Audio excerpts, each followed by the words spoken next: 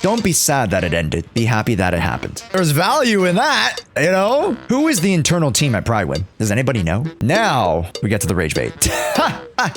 This is a video that some of you guys potentially might have been loathing. I do cover the Prydwen tier list, but I use the tier list as a conversation starter, let's just say. I use that as a conversation starter. Hey folks, you know what time it is that I figured it would look like. I'll be so straight up honest. This tier list does look quite different. They did something weird with it.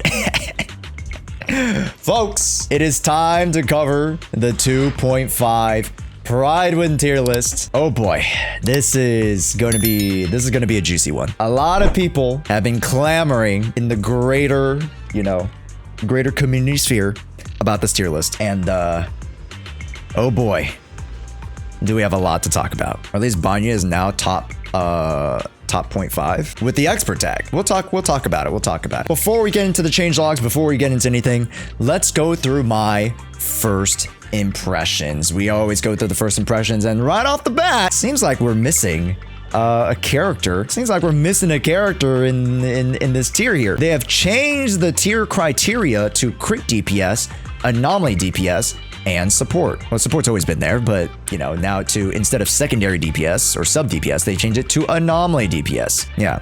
And they've essentially lumped in rupture and attack units together. So let's take a look at the new Prydwen tier list. Firstly, at the top, and then we'll make a drop. We start off with yeshunguang and Yishen being the top 2 performing units, and there's no question that these two are the top performing units, especially in consideration with how much miasma content there is currently. It just makes sense. And let's be real, if you guys are, if you guys have been under a rock, these two run endgame. Shiyu defense, deadly assault, these two run endgame. And chat, I have done runs on yeshunguang on Miasmic Fiend. Guess who actually can get 50 plus Ks on Miasmic Fiend at M0 over another cough anomaly unit? That's right, it's yeshunguang. Purely for the fact of her amazing consistent damage and of course the physical type weakness. That just goes to show how much a lot of content nowadays has been going up against one particular Void Hunter. Hey folks, it's Posted Josh here to tell you about the sponsor of this video, LD Shop. Now, LD Shop has been gracious enough to provide us with some fun perks while we top up to 35% off of our favorite games. Almost any mobile game you play can be found here with bundles for bundles. Wait, that's kind of genius. And off of your first purchase, LD Shop wants to make you a customer for your gacha stay. So they're giving you a top up starting at 22%. All you need to do is take your ID, region, and enter your payment method, which they have it all, and boom.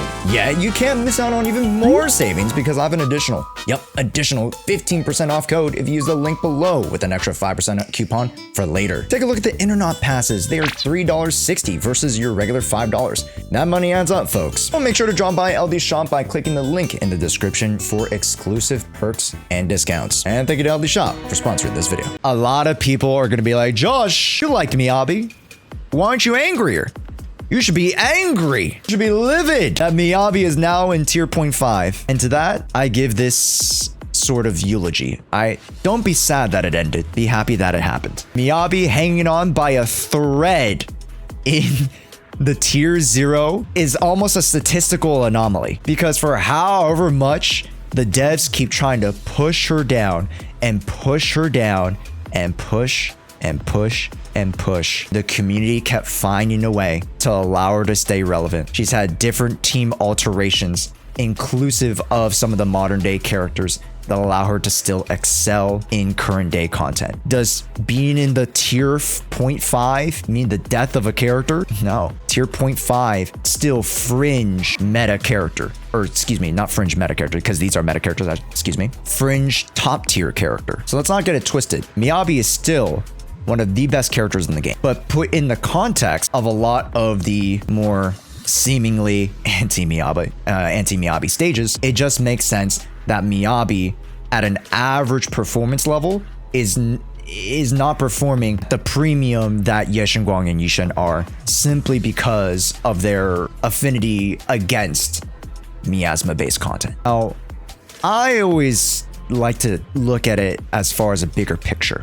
You guys know this. And I have predicted, and this is very, very easy to see, that we are going to go back and rotate back into anomaly content very soon. We're already getting hints of it from the Angels of Delusion, from the new Arya set. We're getting hints that we are rotating back into anomaly. But if anomaly is in its own category, Miyabi should still be tier 0 inside that category. Not necessarily. And funny enough, it's not that I holistically agree with her being in 0.5, but understand that right now Miyabi has Bringer. So arguable that you can say that she's tier 0 for Bringer. Fair. But when we only have Miasmic Fiend, Alice is already outperforming Miyabi. When we have literally any other content, Alice is low-key outperforming. And again, that has to do way, way much more with the context of the enemies versus the raw damage output. If we're talking raw damage output, Miyabi clears.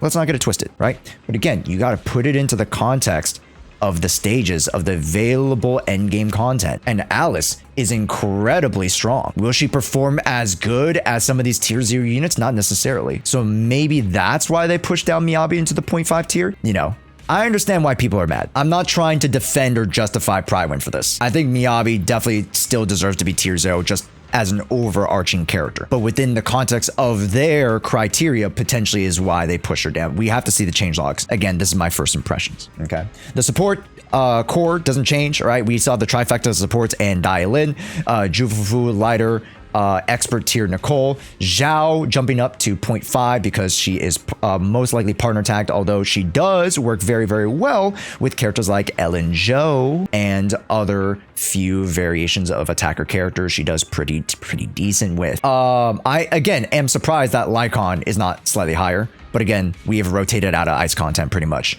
as of 2.5, unfortunately. Before in 2.4, I could say that fire and ice content did perform better. So you could see the Hugo Vlad jump to 0.5 because I thought Hugo Vlad performed very, very well. And within the context of Dialin, does even much better, including Ellen Zhou. But hey, oh, there's no tier 1.5 anymore. Oh, interesting. Okay, I simplified it a little bit. We have the higher echelon anomaly units, lower echelon anomaly units. Grace still here because again, Yanagi does still outperform Grace. Partner tag with Vivian.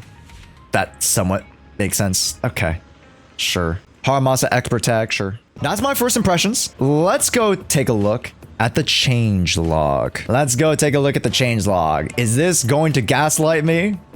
We'll see. For 2.5, the Prydwen ZZZ team has gone for a complete overhaul of how the tier list functions, amending criterias, roles, tags, and multiple placements as a result. This section outlines the general approach to the team that took the tier list placements. Parts have been rewritten, with standout changes being the following. The tier list will continue to primarily focus on characters' abilities to hit all rewards for endgame modes. But going forward with a partial weighing to potentially for higher performing rounds, it's important for Prydwen to prioritize the average player. However, it's not fair assessment to evaluate an agent on their skill floor alone. I agree. Especially with characters like Banya, the skill floor is a lot higher, right? It does require a lot more for him to get off the ground and running, comparatively to a Yishen, yeshunguang, comparatively to some other characters. Hugo Vlad, he is quite the complex character. Yidhari. To avoid unfair judgment, for characters whose ease of play may inflate or deflate their scores, further evaluations will also take into consideration of how well one can perform. The skill ceiling will be more accepting of advanced techniques. Ooh. Okay, so that's why Haramasa is in tier 1 versus tier 2. And I guess, again, he would have been in 1.5 had they struck it out. This section establishes ground rules of how the tier list will be organized, as well as certain weights for characters. Roles have been altered to reflect crit DPS, anomaly, and support. Why did they do this? After an internal debate, I want to know the team. It's like, you know, in an award show when people are like, you should just show of who, like, how much like a certain thing got voted for, so as to not like strike debate. Who is the internal team at Prydwen? Does anybody know? They're mysterious, lurking in the shadows. It could be you. Could be me. Removed the secondary DPS column and instead covered it as the anomaly DPS. Only 4 agents landed in the secondary DPS column, and recent agent releases made this more complicated to evaluate. I relatively agree, but I feel like there are going to be more sub DPSs in the future, or secondary DPSs, regardless of whether attack, rupture, and or anomaly. But I feel like the sub DPS category made it a little bit easier to understand within the context of like, oh, you know, the characters here were either driving for these characters, you know, whether it's anomalies or these characters were like a pseudo, you know, support like Orphe was for this thing. Like the crit DPSs essentially assumes that Orphe and Magus is a crit DPS character when in fact, I mean, technically she does deal crit DPS, but you know, a lot of nuance is lost. I understand a lot of the frustration about that. So is Seed a primary DPS or secondary DPS or both? How about characters that would run her like Soldier Zero Ambi? Is Jane another character that would fit into both columns, considering her presence in Alice and Piper teams? Piper will also run as a secondary DPS for Miyabi. Or how about Grace? Determining if a character is the primary or secondary isn't easy at times, and making things more complicated, excessively crowding one column while leaving another barren. While there is a case to be made to simply split the character per role, this seems far too excessive, especially when considering the supports. You're dumbing it down, quote unquote, for the visual aspect or for the perception of the tier list when there should be a lot more nuanced discussion. So understandably why you guys in chat are like, dude, this doesn't make shit for sense, because now we're losing more and more nuance, whereas we should want that nuance. There is a difference between characters being the primary and the secondary DPS. Just because this looks cleaner doesn't mean it gives better information. In fact, I feel like it gives worse information. Not to say that the primary and secondary DPS was, you know, categories were perfect, but I think we've lost even more nuance. As a result, we now have the crit DPS and anomaly DPS splits, with supports remaining unchanged. Influencing on range now also considered performs beyond max rewards. Agent team flexing has been added to all roles. Upgrades. Ellen moves to tier 1. Okay, well, she doesn't really move to tier 1 because you had eliminated tier 1 entirely. So what does it even fucking mean? Anyways, Ellen still being in tier 1 makes me happy because, you know, again, I've been a staunch Ellen fan ever since the last patch. You guys know this. So I'm happy now with the potential, you know, awaken vision, whatever they call it, talent crap. She gets a little bit more boost in her damage. So this makes sense. Soldier moving up to tier 1. A lot of people have been giving her flowers, in particular Soldier 11, with her better feel and quality of kits, as well as the slight damage increases. Not too big, but you know, it's ever so slight. And of course, the ease of use of the character, the extra additional attacks allow her to perform such. So now we get to the rage bait. Let's start off with Caesar, Lucy, and Rita jumping down to tier 2. These units do not keep up with the tier 1 units. I relatively agree. Although these characters have technically been downgraded, this is more of a result of the removal of the 1.5 that's due to any movements in the meta. So like where they were on the fence, if they were just leaning ever so slightly towards the top or the bottom, that's where they were going to go. So I'm not too mad about that. Sokaku, with most agents in the 0.5 having either a wider variety of teams and content, they can perform in or are standouts in their own niches. Sokaku struggles to hold on to her performance and drops to tier 1. There's not much mono eyes content, but where mono eyes content doesn't get just outright shut out because of anomaly, build up resistances, anomaly resistances in damage altogether, they usually kill. So it's a very hard balancing act, chat, right? So right now, understandably, the anomaly class is quite lacking. In terms of raw damage, man, Miyabi should be tier 0. Miyabi should still be tier 0, man. She's a crit character that can make use of anomaly units. And this is where the nuance is lost, right? In my estimation, chat, again, this is my interpretation of it.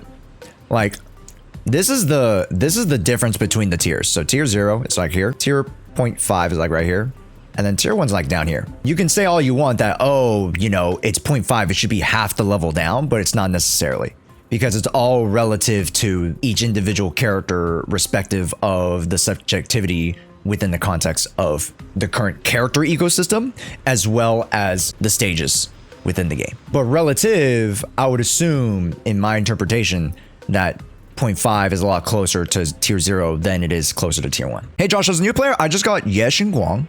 Should I save for new characters in the future or just try to get her W engine? For now, Mystic Mega, if you haven't farmed a lot of content, you should have more than enough pulls from previous content and then the new 2.5 content to still be able to get her engine and maybe grab 1 or 2 characters. Usually, I promote getting more characters over vertical investment, simply for the fact that having characters allows you to have the experience of using the character. So having a character means so much more than having a W engine, because you literally not only use the character in battle, but I get to bring up the character in the overworld. I get to freaking, you know, hop skipping around with Zhao, you know, I get to freaking pull up Jane Doe. You know what I mean? Like, there's value in that, you know? There is value outside of just purely the combat aspect. That's something that not a lot of people talk about, especially when it comes into the context of, you know, an end game tier list like so. When you're trying to quote unquote be the most objective. The Miyabi. Oh, here we go.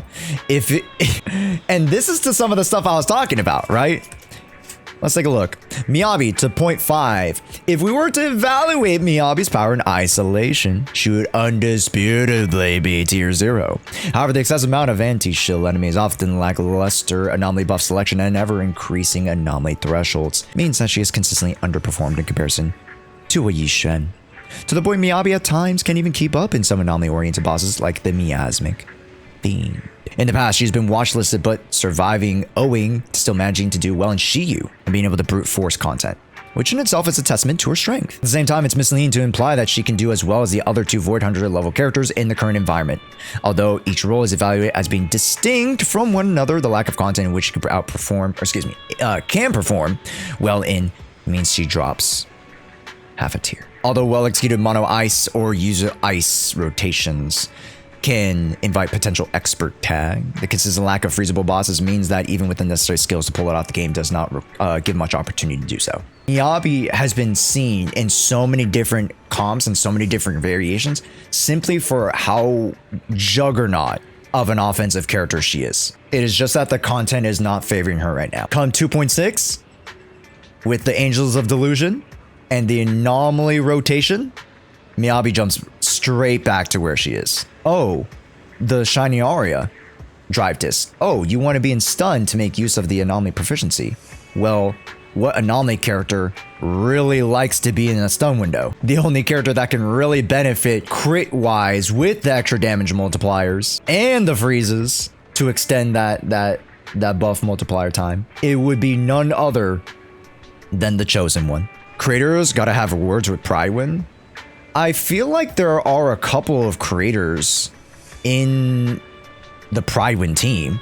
I just don't know who they are. Yeah, I think they should have a panel of Zenless CCs. I would love to join that panel. We could have like a, you know, round table discussion with their main team and then a more dedicated like Zenless Zone Zero creator team. You know, I'm not the biggest, you know, I'm no Rivenus or I'm no J-Stern or any of the other, you know, crazy number crunching theory crafters, but I have a pretty strong understanding of the minutia. I understand why things are the way that they are. The relative game in the macro sense. I think that'd be good for the relative health of the discussion of the tier list. Anywho's, that's my 2 cents on the Prydwen tier list. I'm not mad, just confused and disappointed. Let me know what you guys think of the new changes. Where do you guys think the characters should lie outside of the tier list being what it is? I'd like for us to have a very civil discussion because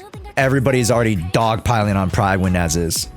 I want us to have conversations about moving forward and how we can create something more positive and something a little bit more aligned with what we would expect a front leading discussion page as such Prydwen is, for, you know, for it to be a greater representation of the game. Thanks so much for supporting the channel. We've been doing some really freaking amazing stuff here on the YouTube channel, so make sure you guys join us on the YouTube lives and Twitch lives as well. Thanks so much. We'll see you guys in the next one. Whoosh.